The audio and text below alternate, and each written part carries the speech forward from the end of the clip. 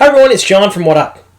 For those of you coming from reading the pattern, welcome to my channel. I usually put out 2 to 3 videos a week. They're Wheel of Time on Prime centric, so that means I basically cover news, rumors, and conjecture about the Wheel of Time show that's coming up at Amazon Prime.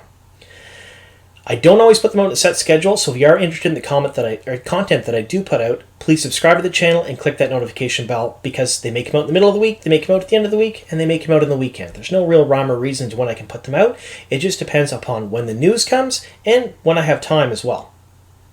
Alright, for my regular viewers, this video is a little bit different than what I normally do. As I stated before, this is my first collaboration with another channel, Reading the Pattern.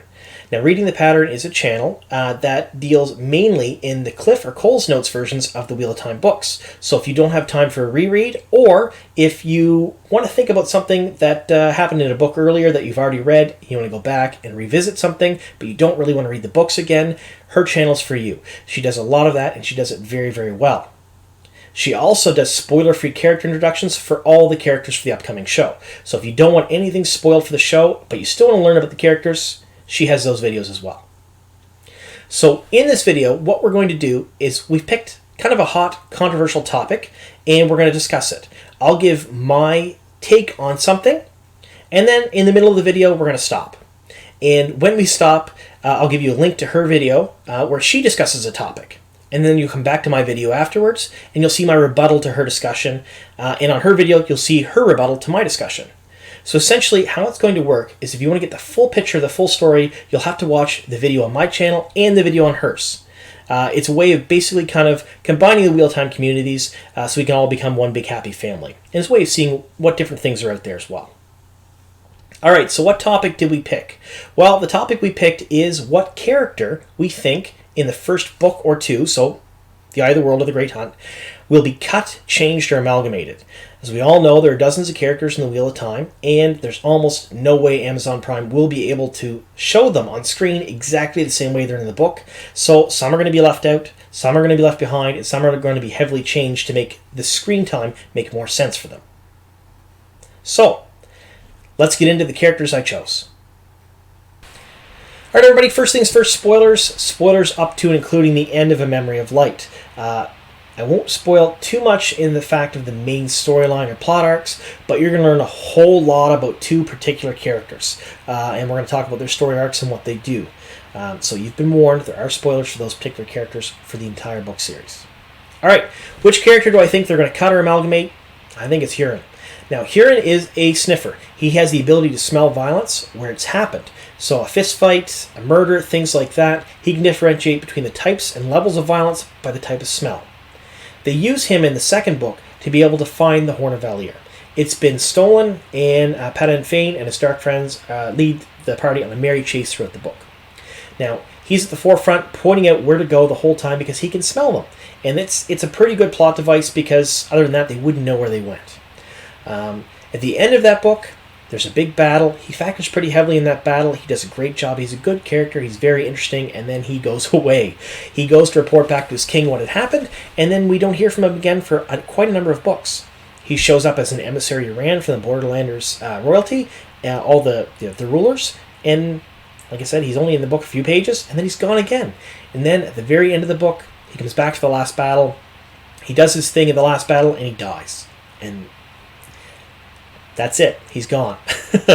So it presents some challenges for the showrunner and the casting department insofar as you're looking at an actor who needs to be a good actor, an actor who will factor very heavily into probably a full season of the show, in every episode, in a lot of the scenes, doing a lot of stuff. And then you're going to tell that actor at the end of that, we need you for 2 5-minute shots 6 or 7 years from now. Sign this contract, please. I don't know how many people would sign that or would be able to come back. So they end up either cutting him out completely or recasting him. Something's bound to happen. I know it would cause a headache for them. It would be much easier if they could take Huron's ability, which is really the most important part of his character, and cram it into another character that has a recurring role. He's there throughout the whole book series. And that character, I think, would be Uno. Uno is a gruff soldier. He comes with them from Faldera. He helps with the Hunt of the Horn. And then later on in the book series, he kind of renounces his commission. Well, he's an enlisted soldier, but he renounces his ties to his home country, and he follows the Dragon Reborn. Then you see him here and there throughout the books, and then Nynaeve and when Nynaeve comes in later on and they're trying to get to a certain village, he hooks up with them and he's with them for quite some time. So he does factor in very heavily to a number of very important plot lines in the book series throughout. So you see him a lot. So I think if they took Huron's ability and they kind of crammed it into Uno and just used Uno, I think they would probably have an easier time of casting that character and an easier time of using that character's ability during, whether it be the second or third season, and then throughout the rest of the book. All right, so that's my take on the characters I think will be cut, amalgamated, or changed. Let's go see what Reading the Pattern had said, and then I will talk about what she had said and give my thoughts on that. Here we go.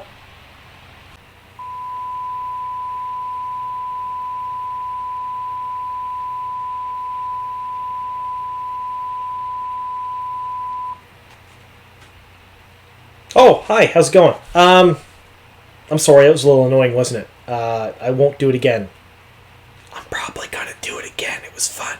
All right, I hope you all had a chance to go to Rebecca's channel, Reading the Pattern, and take a look at her video. The character she chose was Leandrin, and I could have stopped the video as soon as she said the name and went, yep, cut the character, because I really, really, really don't like that character at all. Have you ever read a book series and you get to a certain character that you don't like, and you don't even have to quantify why you don't like them. You just don't like reading about them for whatever reason. Every time I've read the book series, including the first time, way back when I was younger, I really didn't vibe with her at all. I didn't like that character. And it didn't get better. So the 10th reread didn't get better. 20th didn't get better. 30th didn't get better. 40th plus never get any better. I kind of dread when she comes into the series because I don't like reading about her because I don't like that character at all. I agree with a lot of the things Rebecca said.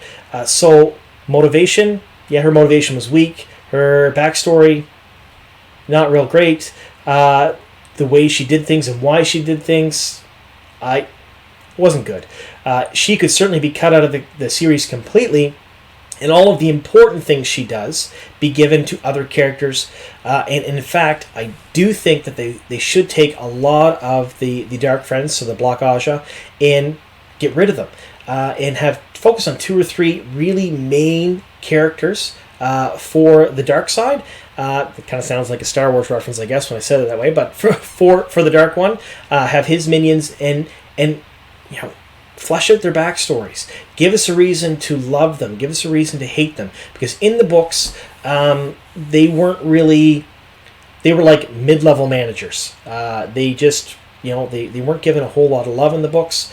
And if they take a couple of them and they really build them up, and they take all the other stuff and they make them do it, and give us a reason to like what they're doing, or give us a reason to at least understand why they're doing what they're doing, then I think it would probably go a lot better with the general audience. That and the fact that a lot, like Rebecca said, a lot of the Dark Friends of the book seem to come from a certain Aja. And that certain Aja will be automatically associated as bad with new viewers who have not read the book series. And there's going to be a whole lot of people who watch the show that have never read the books and never heard about it. It happened with Game of Thrones. It happened with The Witcher. It's going to happen with Wheel of Time. So people watching this are going to be very impressionable. They're not going to have the wealth of 14 books behind them when they watch it. They're going to be watching the show because they like the show. It's a fantasy show, and it's great, and it's on TV, and it's on Amazon Prime. They do a good job. So they're going to want to share that love around a bit, because you can't have too many from one Aja being bad, because it just kind of ruins it for everyone else. Now, should she be cut out completely? Yep, I agree there. Get rid of her. A lot of the things she did are important to the plot. They are important to the story. So they should be given, like I said, to a couple of other characters and really build them up. I don't want her to build up, though, because I didn't like her. That's my take on what she said. So I 100% agree with her. And now, also, like she said, there's probably going to be backlash from this, because I've seen, like she did as well, a lot of people on Reddit, a lot of people on Facebook. There's a lot of fan castings for her, a lot of love for that character for whatever reason. People really enjoyed her. So I think if they cut her, it would upset a lot of people. A lot of people would be indifferent as well, and very few people would be happy. I'd be one of them. But very few people would be happy if they kept the character because most people don't really have that many strong feelings about minor characters, and I consider her to be a minor character in the books. All right, so let me know what you think in the comments down below. Am I right? Am I wrong? Do you agree with me? Do you disagree with me? Am I out to lunch? Can I go pound sand? Whatever you guys think. So do you agree that maybe Huron should be cut, or his abilities given somewhere else, or should be fleshed out and become more of a main role later on? Do you agree with the Uno theory that I had? Do you agree with reading the pattern? And me, because I did agree with everything she said pretty much about Leandrin. Do you have strong feelings about that character? Do you want to see them stay? Do you want to see them fleshed out more, or do you want to see them cut?